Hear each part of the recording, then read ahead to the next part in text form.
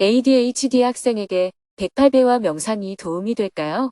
2025년 12월 1일 평화재단 임시이사회 정법회원 법회. 안녕하세요. 오늘은 정토회 전법회원들이 평소에 활동하면서 겪는 어려움을 해소하고 수행적 관점을 잡아나가는 전법회원 법회가 열리는 날입니다. 스님은 새벽 3시에 두북수련원을 출발하여 서울로 향했습니다. 차로 3시간 30분을 달려 6시 30분에 서울 정토회관에 도착했습니다. 아침 식사를 한 후 평화재단으로 향했습니다. 8시부터 평화재단 임시이사회에 참석했습니다. 오늘 이사회 안건은 평화재단 이사진의 임기가 만료되어서 새로 이사진을 선출하는 것입니다. 먼저 평화재단 사무국에서 새로운 이사진을 추천했습니다. 특별한 이의가 없어 만장일치로 새로운 이사진 구성을 의결했습니다. 이어서 스님이 인사말과 더불어 최근 남북 관계, 북일 관계, 북미 관계 등 한반도 평화 문제를 어떻게 개선해 나갈지에 대해 이야기했습니다.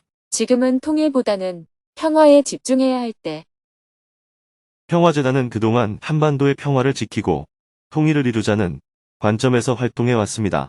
그러나 최근 들어 상황이 조금 달라졌습니다. 통일은 쌍방이 서로 원할 때 비로소 가능해지는 것입니다.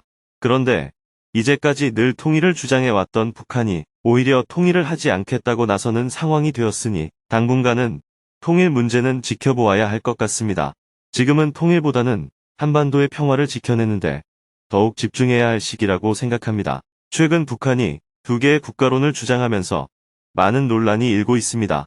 그러나 악감정이 누그러지면 입장이 달라질 수도 있는 만큼 이 문제에 대해 성급히 왈가왈부할 필요는 없다고 봅니다. 그렇다고 통일을 포기하자는 뜻이 아니라 조금 기다려보자는 것입니다. 과거에는 북한이 통일을 강력히 주장했고 남한이 오히려 소극적이었습니다. 그러나 이제는 북한이 통일을 원하지 않는다는 입장을 내비치고 있으니 그들의 입장이 어느 정도 정리될 때까지는 기다려보는 것이 필요하다고 생각합니다. 물론 강압적인 방식으로 통일을 추진할 수도 있습니다. 그러면 전쟁이 일어날 위험이 높아집니다. 그러나 평화적인 통일을 지향한다면 인내심을 갖고 기다리는 자세가 필요합니다. 지금은 두 개의 국가론을 수용하자는 것이 아니라 그런 논쟁은 잠시 미뤄두고 우선 한반도의 평화를 지켜내는데 집중하자는 것입니다. 한반도 안정과 동북아 협력의 길. 한반도의 평화를 지켜내기 위해서는 세 가지 과제가 선행되어야 합니다. 첫째, 북미 간의 대화를 통해 양국 관계가 정상화되어야 합니다. 둘째, 북일 간의 대화를 통해 관계 회복이 이루어져야 합니다. 셋째, 남북 간의 대화를 통해 신뢰 회복이 필요합니다. 이 세 가지 과제가 해결되어야 동북아시아 전체가 안정적인 구조를 가질 수 있다고 봅니다. 며칠 전 저는 일본을 방문해 원로 정치인들과 정부 관계자들을 만나 북일 관계에 조속한 회복이 필요하다는 의견을 전달했습니다. 만약 일본이 납치 문제를 진정으로 해결할 의향이 있다면 당사자인 북한 정부와 우선 대화를 시작해야 합니다. 하지만 현재 북한은 납치 문제를 전면에 내세울 경우 대화 자체를 하지 않겠다는 입장을 보이고 있습니다.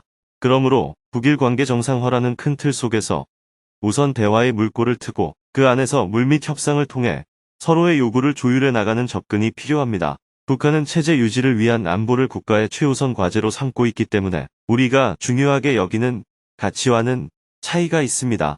따라서 우리의 입장만을 지나치게 강조한다면 대화 자체가 성립되지 않습니다. 관계를 정상화하려면 상대의 입장을 고려하며 대화하는 태도가 필요합니다. 현재 미국과 중국의 갈등이 격화되고 있는 동아시아에서 분쟁으로 번질 가능성이 높은 지역은 대만과 한반도입니다. 대만 문제는 우리가 개입하기 어려운 사안이지만 한반도 문제는 한국과 일본의 협력을 통해 일정 정도 안정화가 가능합니다. 그런 관점에서 볼 때 납치자 문제나 북한 핵 문제도 중요하지만 이를 넘어 동아시아 전체의 안정을 바라보는 넓은 시야가 필요합니다. 특히 중국의 영향력 확대에 대응하기 위해서는 동해상의 안전 확보 차원에서도 북한과의 관계 개선이 필수적입니다.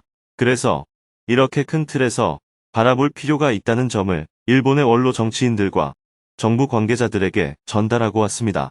지금은 한반도의 안정이 가장 중요한 시점입니다. 두 개의 국가론이든 통일론이든 이런 문제들은 당분간 옆으로 미뤄두고 동북아 정세의 안정을 우선 과제로 삼아야 합니다. 이러한 관점을 바탕으로 평화재단이 앞으로도 역할을 해나가기를 바랍니다. 스님의 말씀을 끝으로 큰 박수와 함께 평화재단 임시 이사회를 마쳤습니다. 스님은 그동안 수고한 이임 이사진에게 작은 선물을 전달했습니다. 그동안 수고했어요.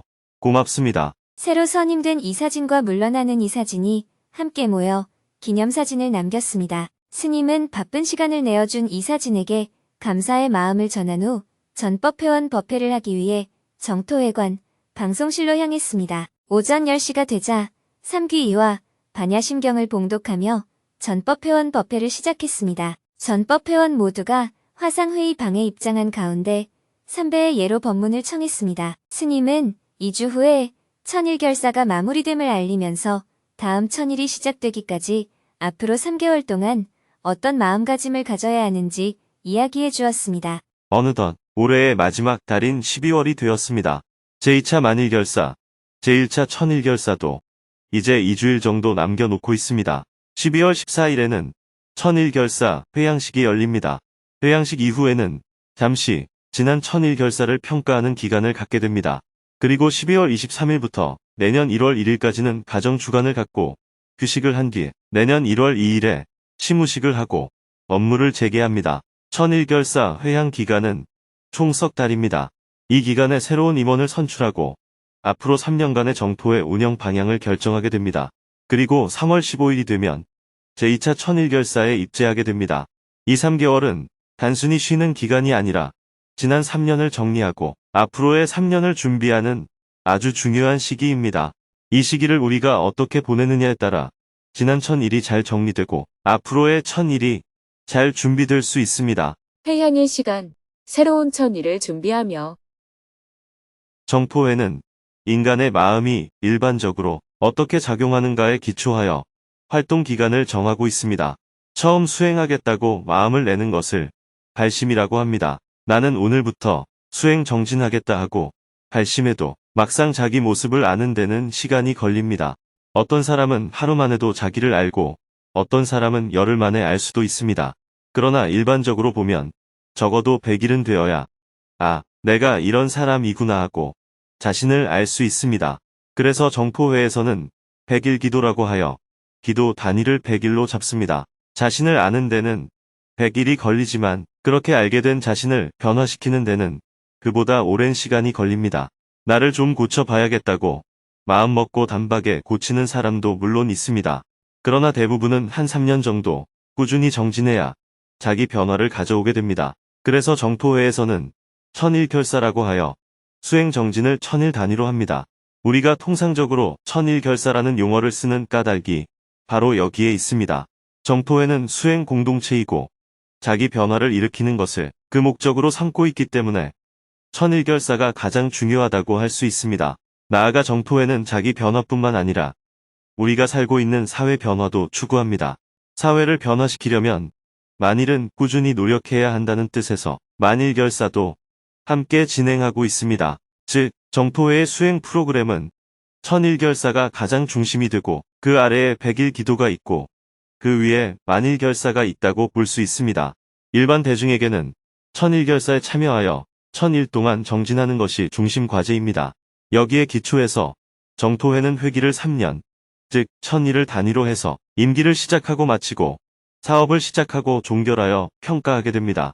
해마다 연 단위로도 사업을 시작하고 종결하지만 크게 보면 3년마다 한 번씩 전체 사업을 평가합니다. 규칙도 마찬가지입니다. 정토회에서는 어떤 규칙을 만들고 변경할 때 1년을 기준으로 하지 않고 3년을 기준으로 합니다. 규칙을 한번 정하면 앞으로 1000일 동안은 규칙을 탓하지 않고 꾸준히 자기 정진에 집중한다는 뜻입니다.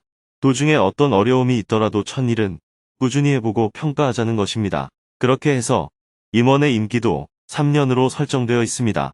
3년이 끝나면 곧바로 다음 3년이 이어지는 것은 아닙니다. 3년은 대략 1090여 일이 됩니다.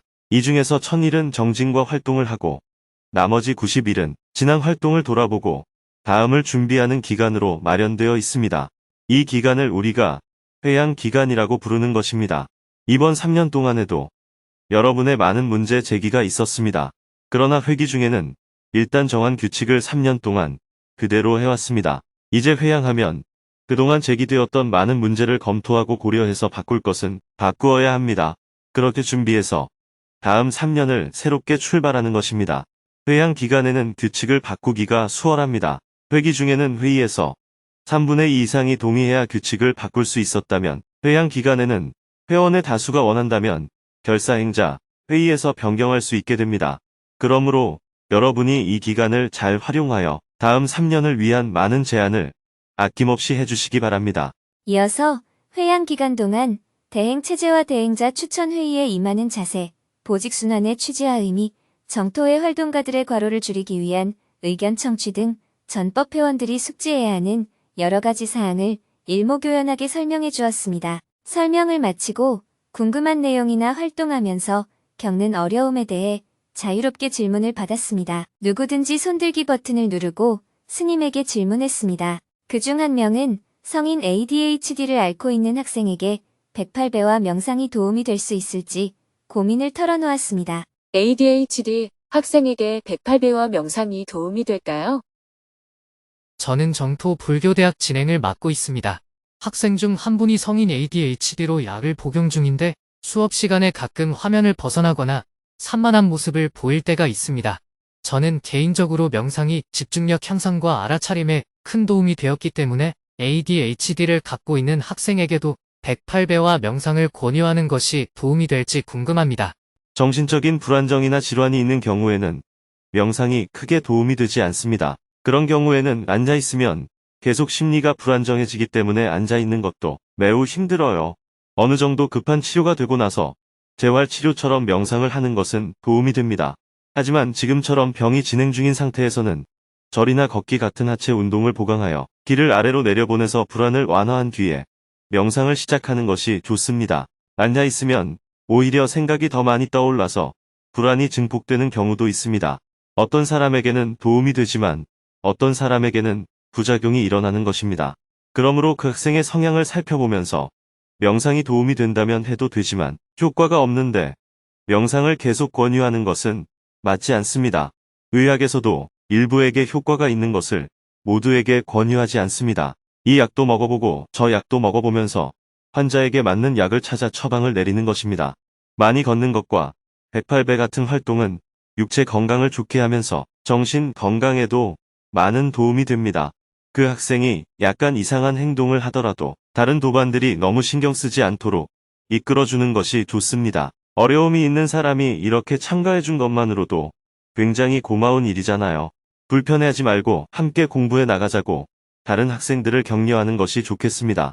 그러나 질환이 있는 학생을 너무 중심에 두다 보면 다른 학생들이 불편해지고, 그렇다고 다른 학생들의 불편함만 너무 강조하다 보면 질환 있는 사람은 참가하지 못하는 일이 생길 수 있습니다.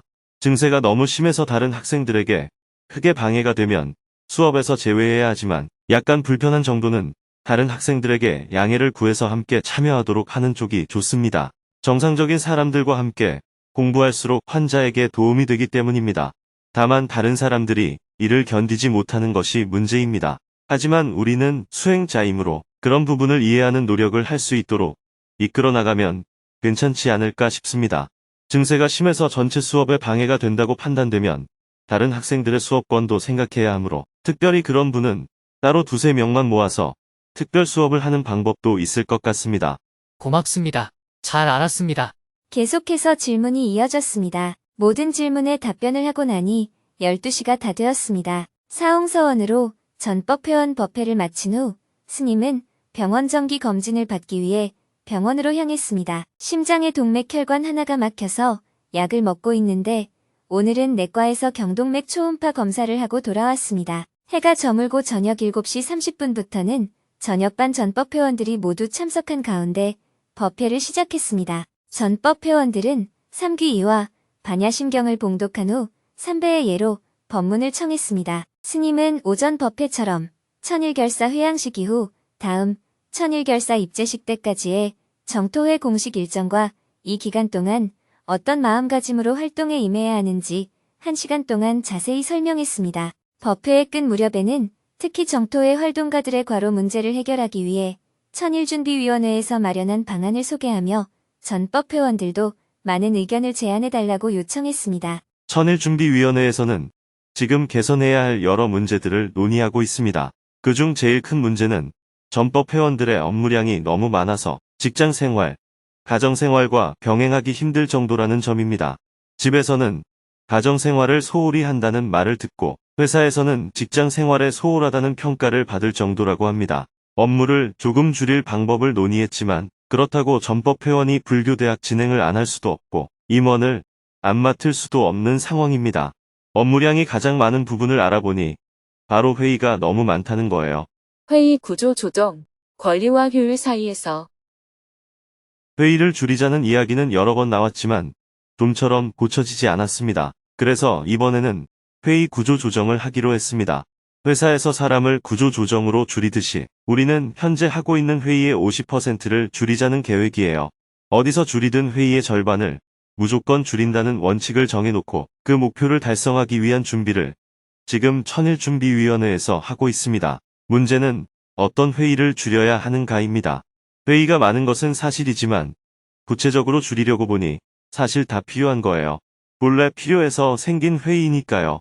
그래서 강제로 횟수를 줄일 수밖에 없는 상황입니다. 한 달에 한 번 하는 회의는 2달에 한 번 하고 매주 하는 회의는 격주로 하고 매일 하는 회의는 격일로 하는 식으로 강제성을 부여해서라도 회의를 줄이려고 합니다.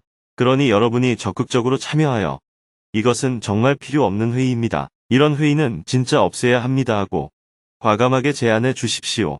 평상시에는 제안을 해도 3분의 2 이상이 찬성해야 통과되니 반대하는 사람이 3분의 1만 되어도 변경이 되지 않습니다.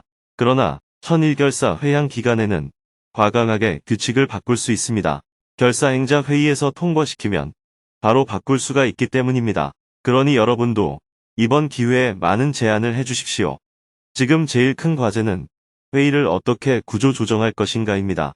회의 시간과 횟수를 어떻게 줄여야 하고 어떻게 회의를 효과적으로 운영할 것인지 논의해야 합니다. 다만 우리는 회의의 의미에 대해 다시 한번 생각해 볼 필요가 있습니다. 회의는 곧 우리 전법 회원들의 권리입니다. 회의가 없어지면 여러분의 권리가 없어지는 것입니다. 즉, 여러분 스스로 권리를 포기하는 거예요. 여러분이 권리를 유지하려면 힘이 들어도 회의를 해야 됩니다. 회의에 참여해야 결정권을 갖게 되는 거예요. 회의가 자꾸 줄어든다는 것은 어딘가에서 누군가가 이미 결정한 것을 여러분이 그냥 받아서 하는 게 된다는 의미입니다. 그만큼 여러분의 권리가 축소되는 것입니다.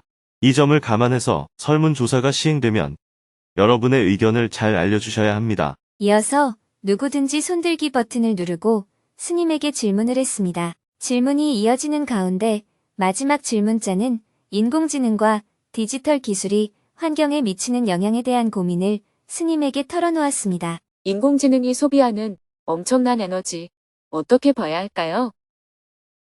제 질문은 2가지입니다. 얼마 전 환경 실천 활동을 하면서 학생들이 열심히 참여해주어 참 뿌듯하고 보람 있었습니다. 그러나 많은 학생들이 이메일이나 동영상 등 디지털 기술 사용이 환경에 미치는 영향에 대해 잘 모르고 있었습니다. 예를 들면 생각 없이 챗GPT에 질문하는 것은 인터넷 검색보다 수십 배 많은 에너지를 소비하며 이는 전등을 5분 켜놓는 것과 같다고 합니다.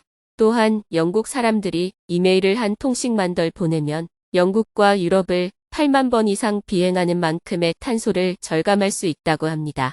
전문가들에 의하면 앞으로 데이터 확보 전쟁이 심화될 것이며 거대한 데이터 센터 건설로 인해 물 부족 현상이 심각해질 것이라고 합니다. 제 질문은 이렇게 앞으로 더 심각해질 디지털 환경 문제에 대해 짧게라도 환경 실천 활동의 일환으로 학생들에게 정보를 제공하면 어떨까 하는 것입니다. 2번째 질문은 이와 관련하여 경전대학을 불교대학과 차별화하는 방안입니다. 불교대학을 졸업한 경전대학 학생들은 이미 수업 시스템에 대해 잘 알고 있는데도 불교대학에서처럼 여전히 법문과 수행 연습 동료 메시지를 일주일에도 몇 번씩 반복하여 보내고 있습니다. 심지어 환경 실천 주간에는 오히려 더 많은 메시지와 이미지들을 매일매일 보냈습니다. 이 역시 올바른 디지털 환경 실천을 위해 좀 자제해야 하지 않을까요? 네, 이것은 우리 몸의 에너지 사용 원리와 비슷합니다. 우리가 밥을 먹고 얻은 에너지는 첫째, 무거운 물건을 들거나 움직이는 데 쓰이는 운동 에너지, 둘째, 몸의 체온을 유지하는 열 에너지, 셋째, 머리에서 생각하고 데이터를 분석하는 데 쓰이는 에너지로 나뉩니다.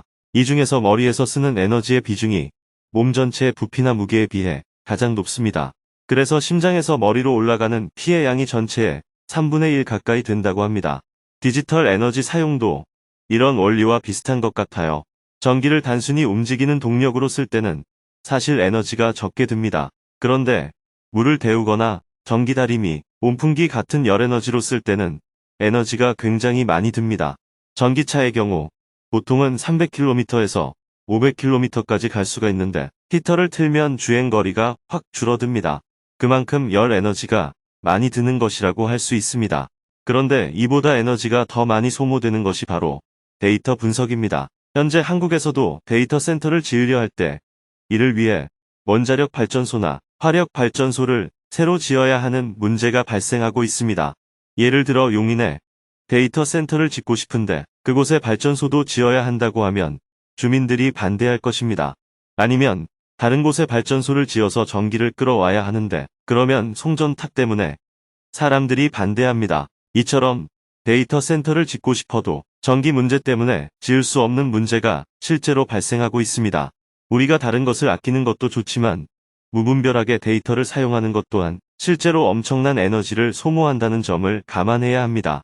하지만 이러한 디지털 기술을 사용해서 효율이 오르는 측면도 있습니다. 예를 들어 우리가 한 곳에 모여 회의를 한다면 여러분이 모두 차를 타고 이동해서 모여야 하잖아요.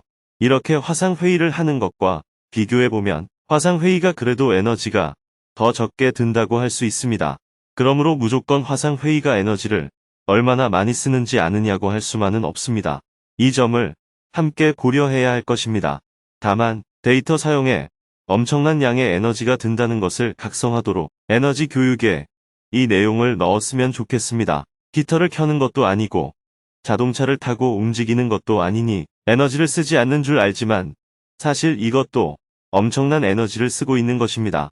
이런 제안을 환경 실천을 담당하는 부서에서 검토해보면 좋겠습니다.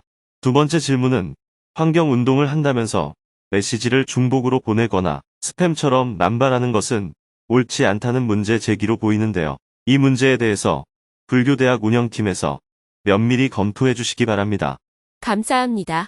대화를 마치고 나니 밤 9시가 훌쩍 넘었습니다. 사홍서원으로 생방송을 마친 후 전법 회원들은 모둠별로 화상회의 방에 입장하여 마음 나누기 시간을 가졌습니다. 스님은 늦게까지 업무와 원고 교정을 본 후 잠자리에 들었습니다. 내일은 오전에 사상기 잡지와 대담을 나눈 뒤 대화문화 아카데미 60주년 기념행사에서 기후위기와 생명해의 길을 주제로 대화를 나눌 예정입니다. 오후에는 평화재단으로 돌아와 손님들과 미팅을 하고 저녁에는 춘천에서 올해 마지막 행복한 대화, 증문즉설 강연을 진행할 계획입니다.